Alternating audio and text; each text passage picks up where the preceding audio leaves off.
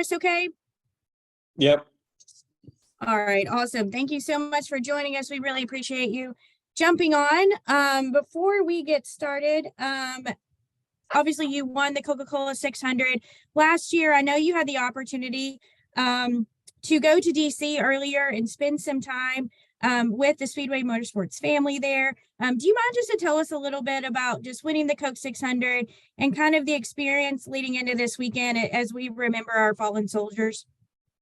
Yeah, it really is special for sure. And, I thank Marcus and his whole team for allowing me to go and experience it. It was a great experience and obviously very humbling experience to, kind of see the cemetery. But, it was an honor to kind of watch the changing of the guard there. And, our sport always does so much for the military anyway, week in, week out, that, when we get to the Coke 600, to hear that the National Defense organization thinks that this is their biggest event that they have to honor their military. It's certainly very humbling for us to be able to go out there and put on a show for them. All right, we'll now go to questions from the media. Appreciate you guys sticking with us today. To kick us off, we're going to go to Bob Pockris. Go ahead, Bob. Yeah, Denny, we were talking to Jimmie earlier, and he's just talking about the challenges of trying to, as an owner, trying to get that team better. And I'm curious, as a driver who's had success, what is it like when you see cars that you own maybe not run as well as you would hope, at least initially?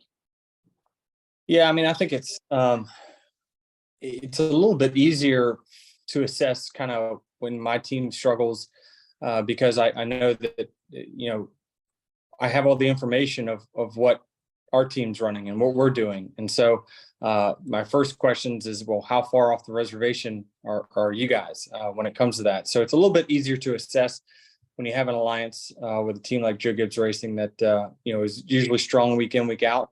And it forces you to kind of look in the mirror when you're not performing well. But if you do it on your own, there's a lot of questions and a lot of speculation about what could or could not be wrong. And I was also curious, after what happened last week on Bubba's radio, is there anything that you guys can do radio wise to prevent that from occurring in the future? Yeah, I mean, I know the team internally talked about it, about what they want to do to prevent it. We're working on stuff on our side to prevent it. But, I haven't heard of what the exact fix is for that. Thank you. Mm-hmm. All right, our next question will go to Lee Spencer. Go ahead, Lee. Thank you. Thanks for joining us, Denny. On a lighter note, your two cars ran second and third last week. And, Bubba said that, everyone was racing for second, but even though it wasn't a points paying race, to see your young guys, driving that well and being that successful, how did that make you feel as a team owner? Makes me feel good. I mean, it means our team is, a high level elite team. And one that, kind of carried the Toyota banner last week, obviously. So it makes me feel good about it, that they're, taking the information, they're fitting it to their drivers, and the drivers are really doing a good job.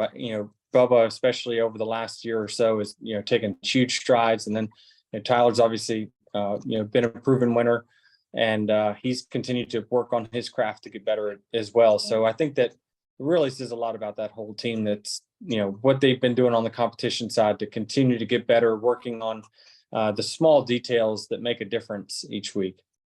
And I had heard that there might have been a fire at your parents' house this week. Is there any truth to that?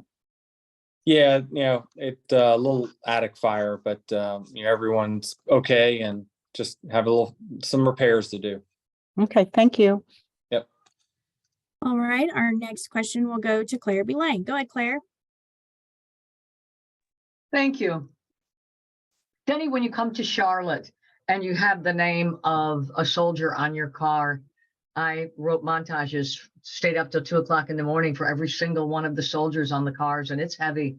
And these are the brightest and the handsomest and the smartest people that you'll ever read about, right? So what does that make you feel like when you're racing?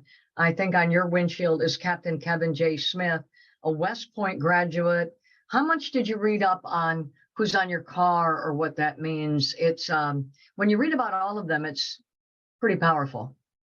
Yeah, no doubt about it. And, Kevin from Georgia is obviously was a victim of kind of the in Baghdad back during the Iraqi freedom operation. But, I like kind of listening to their parents or their relatives to hear their story. And I mean, you can try to read about them as much as you can, and you hear their story through words on paper, but hearing the story from their relatives kind of touches you, in a bigger manner, especially for me. So I'll get to spend some time with his dad and his stepmom this weekend and kind of really understand his story and what he's done for our country. And obviously, just say thank you to them for making that sacrifice.